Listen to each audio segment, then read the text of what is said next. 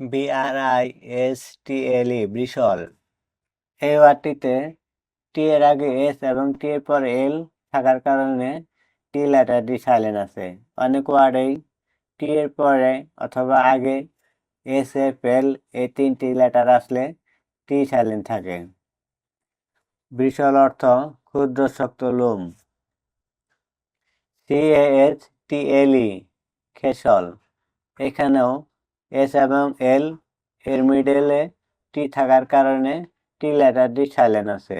খেসল অর্থ দৈর্ঘ্য। GLISTEN গ্লেশন অর্থ চকচকে। এখানেও টি লেটারটি সাইলেন্ট থাকবে। টি এর আগে এস থাকার কারণেই টি লেটারটি সাইলেন্ট আছে। LISTEN লিসেন অর্থ শোনা। এখানেও টি লেটারটি সাইলেন্ট থাকবে কারণ টি এর আগে এস লেটার আছে। OFTEN অফেন প্রায়শই বা প্রায়। এখানেও এফ এর পরে টি থাকার কারণে টি লেটারটি সাইলেন্ট আছে। এই শব্দটা আমরা অনেকেই ভুল করে অফটেন বলি, কিন্তু এটা ভুল। এটা আমাদের বলতে হবে অফেন। BUTCHER বুচার অর্থ কসাই বা মাংস বিক্রেতা। এই ওয়ার্ডটিতে টি এর পরে CH থাকার কারণে টি লেটারটি সাইলেন্ট আছে। ফ্যাশন FASTEN ফ্যাশন অর্থ বেঁধে রাখা। এখানে এস লেটারের পরে টি থাকার কারণেই টি লেটারটি সাইলেন্ট আছে। HUSTLE আসল অর্থ তাড়াহুড়ো করা। কোনো কাজেই তাড়াহুড়া করা ঠিক না। ধৈর্য ধরে যে কোনো কাজ করবেন, কাজে সফল হতে পারবেন।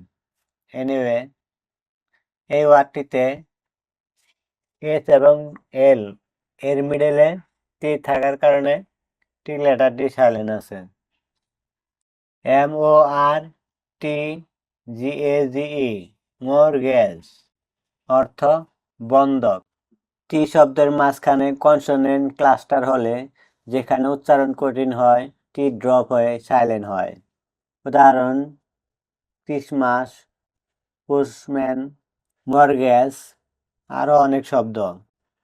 SCRATCH স্ক্র্যাচ অর্থ আঁচড়। T+CH কিছু শব্দে টি সাইলেন্ট। উদাহরণ: ক্যাচ, ম্যাচ। টি মূলত CH এর সঙ্গে মিলিয়ে যায়। এনিওয়ে, এই ভিডিওতে আমরা শিখতে পারলাম টি এর আগে অথবা পরে SFL অথবা টি এর পরে CH আসলে টি সাইলেন্ট থাকে। আবার অনেক সময় টি শব্দের মাঝখানে কনসোনেন্ট ক্লাস্টার হলে সেখানে টি লেটারটি সাইলেন্ট থাকে। আশা করি আমাদের টি লেটারটি নিয়ে আর কখনো ভুল হবে না। পরবর্তী ভিডিওতে আমরা শিখব ইউ কখন কখন উচ্চারণ হয় না। এই ভিডিওতে টি লেটার কখন সাইলেন্ট থাকে সেটা শিখলাম। পরবর্তী ভিডিও দেখার জন্য অপেক্ষায় রইলাম। আশা করি সবাই ভালো থাকবেন।